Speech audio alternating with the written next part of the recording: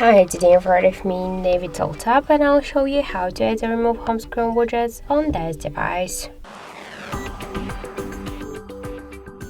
So first, hold for a while the home screen with a finger and then tap to the widgets icon. After that, you'll see here all of the available applications with widgets you can add. For example, let's check the calendar application. Here we got two different widgets. To add the widget to your home screen, you should just hold it and just add it to your screen. If you want to move widget here on the screen or between the screens, you should just hold it and drag it. To resize the widget, hold it for a while, and after that you can make it bigger or smaller. And to remove it from the home screen, hold it and drag to remove icon.